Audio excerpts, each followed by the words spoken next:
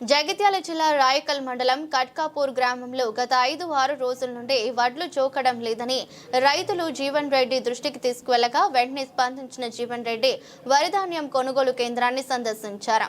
ఉన్నత అధికారులతో ఫోన్లో మాట్లాడి గత 5-6 రోజుల నుండి వడ్లు తూకం లేకుంటే రైతుల పరిస్థితి ఏంటి అని ప్రశ్నించారు. అధికారుల లోపంతో ప్రభుత్వానికి చెడ్డ పేరు వస్తుందన్నారు. జగిత్యాల జిల్లాలో ఆ ఒక్క మిల్లుతోనే సమస్య ఎందుకు వేరే మిల్లు దొరకడం లేదా అని అడిగారు. తూకం పోవడంతో కూలీలు వెళ్లిపోయేలా ఉన్నారన్నారు. అవసరమైతే వేరే మిల్లుకు అలర్ట్ చేసి అయినా తూకం కొనసాగింపు చేయాలని అధికారులకు సూచించారు.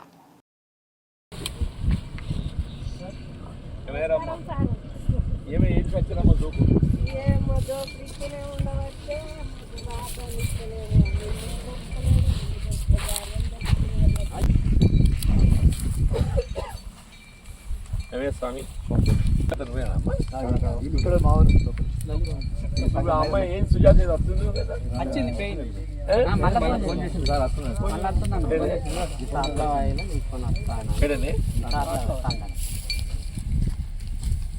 మార్చి వచ్చింది కదమ్మా.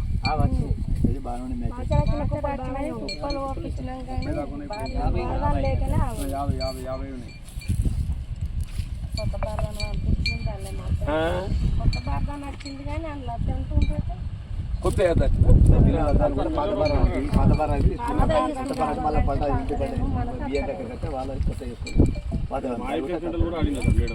మిల్లులు తీసుకుంటున్నా నేను ఏం చేయాలంటున్నాను. మిల్లులు తీసుకుంటున్నారు కొత్త వారం నేను ఏం చేయాలి. మిల్లులకి ఏంటంటే పైసలు మిగులుతాయి కదా.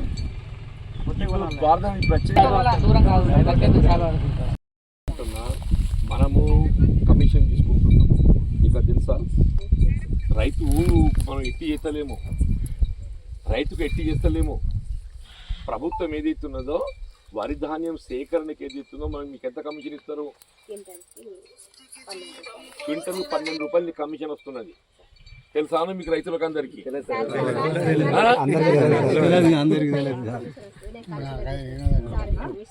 32 వస్తుంది. ఇంకా చెప్పు సత్యవంతరాలు.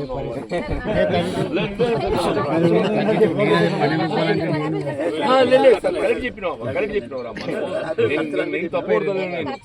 ఇది రైతులకు తెలియదు. రైతులు ఏమనుకుంటున్నారంటే వీళ్ళు మనకి ఎట్టి చేస్తున్నారు అనుకుంటున్నారు మీరు. ప్రతి క్వింటల్ వెనుక 32 రూపాయలు కమిషన్ వీళ్ళ మహిళా సంఘాలు ఈ అమ్మాయి చేతికి పోతున్నాయి. దానిలో 12 రూపాయలు అమ్మాయి ఖర్చు వస్తున్నది. అమ్మాయికి 12 రూపాయలు ఖర్చు వస్తున్నది అంటే ఇంకేదో మిగులుతున్నది, 20 మిగులుతున్నది. కాపూర్లో ఉన్నది సార్. అప్పటికెళ్ళి ఇప్పుడు అమ్మాయి సుజాత అంటే ఆమె కూడా వచ్చింది. సిన్స్ 19th వెళ్ళి వాళ్ళ 26th సార్ ఇవాళ 7 డేస్కి వెళ్ళి ఇక్కడ పేమెంట్ లేదు, జోకులు లేదు. 7 రోజులు అయింది సార్ అంటూ జోకులు లేక. కారణం ఏంటంటే వాడు శివమణి మైతాపూర్ వాడు రైస్ మిల్ అంట, వాడు అన్లోడ్ చేసుకుని అంటాడు. ఇప్పుడు మీరు ఇంత కష్టపడుతున్నారు సార్ మీరు అడ్మినిస్ట్రేషన్. ఎవరు తేవాలి సార్ అంటున్నా నేను. అంటే మరి అడగండి, సెంటర్ వాళ్ళని అడగండి. రైతులు నాకు నేను ఫోన్ చేసి కోపం చేస్తే నేను ఇలా పరిగెత్తుకొచ్చిన.